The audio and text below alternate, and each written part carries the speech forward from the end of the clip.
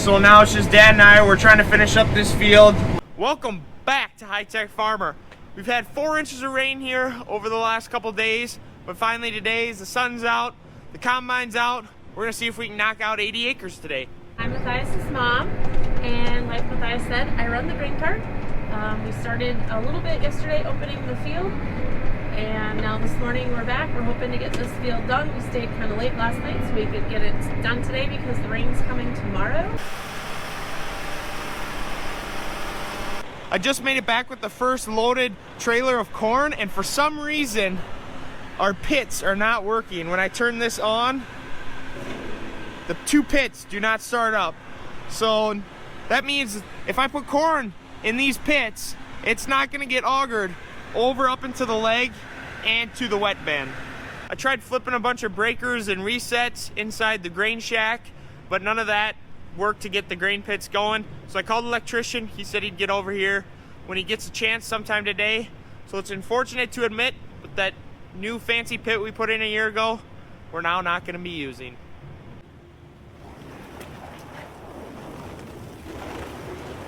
We're now going to be using our old drag conveyor, which still connects to the leg, but is significantly slower. It now takes us 20-25 minutes to unload a truck, and obviously it's not as wide as the other one, so I'll have to swing the truck ahead, dump the front hopper, and then pull ahead to dump the back hopper.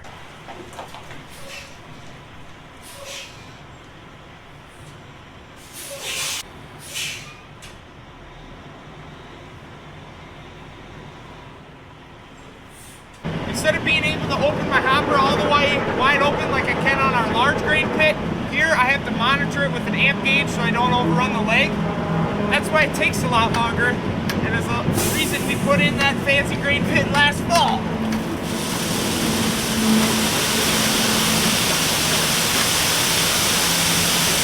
To tell you the truth, at one point this summer I told Dad we should take out this second grain pit. It's still used to unload our large corn bin and the soybean bin, but I just wanted an underground drag conveyor rather than an opening at the top because we have problems with water getting in there, and then it spoils some of the grain when we first start to unload the bins. So I thought we should take it out, but truth be told, I'm glad we didn't now. Well, I didn't quite get that other truck completely unloaded with grain, and Dad called me and they're waiting for another semi out there, so I hopped in what we call our red truck. Reason being, it's got a red stripe, the other one's all white. So I'm gonna hop in the red truck, bring this out there. That way I'll have 2 loaded trucks here in the yard. So hopefully by the time the electrician gets here, we're able to just keep clicking through and get this pit going. One thing that we do in the grain cart, I don't know that a lot of people have used the technology yet, is we do machine sync. So when I get in line with the combine, I hit the auto steer, and the combine controls the grain cart, so he can nudge me a little ahead or nudge me a little behind to make sure that I'm full. The electrician just left, but guess what? He showed up, hit the button on the leg, and like magic, everything worked just fine. So I tell him, you know, it wasn't like that when I tried it. So I came to the conclusion, and I think we figured out what might have been the problem. The way we have things set up right now is this column of lights is set up to show how full our wet bin right here is, and this column is for our dry bin. And once our wet bin gets to the very top, so the red light, as you can see, it's hard to tell, but we have a sensor at the very top. That red sensor at the very top tells the grain pits that the bin is full and will not allow the pits to be dumped, which for some unforeseen reason, that bin only has 1 or 2 loads in it from the other day, so that bin and that sensor should have not have shown that the bin was full. But when the electrician showed up, for some reason, the sensor was working, and now everything seems to be working just fine. So we're back to combining, and we're back to using our good and large grain pit. And I noticed in the field this time, there's going to be a tile flag. I hate tile flags, so it won't be long, and the combine driver's gonna tell me, "Hey Don, get out and move that tile intake." I hate moving tile intakes. It's cold out, it's wet, you stick your hand in this dirty tile. Sometimes there's mice, sometimes I've had bunnies, and they just scare you because you stick your hand in there and it's always full of water. I hate it. So just wait, it won't be long, and you'll hear, "Hey Don, get out and get that tile. John, you get a copy? Here we go.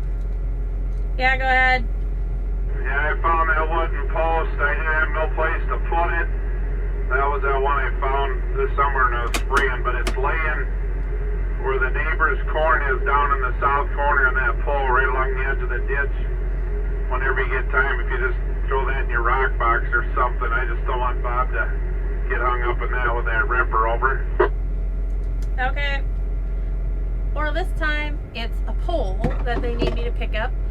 I'm always the person to do the cleanup. I keep saying that I want to drive the combine. They won't let me. Now that everything back in the yard is going just as planned and just as we had hoped, I'm in the combine taking over for Dad. He wants to get the dryer going. So I'm going to be running the combine here for a while on this 80-acre field. So far running the combine's going good. The only problem we're having is it's yielding too much. So I'm going to take a cut here down through the middle. Hopefully we have enough room in the grain tank.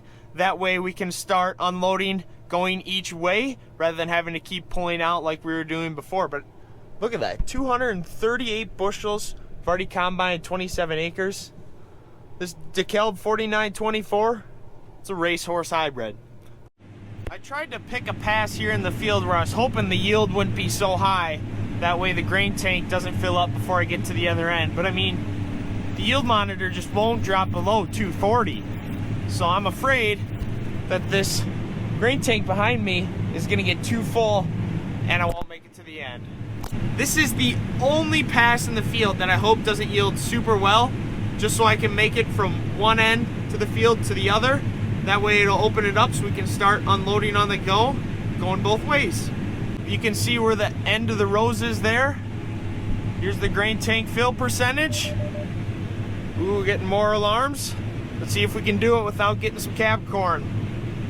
98%, 99, last 2 feet, 100, and we didn't spill any.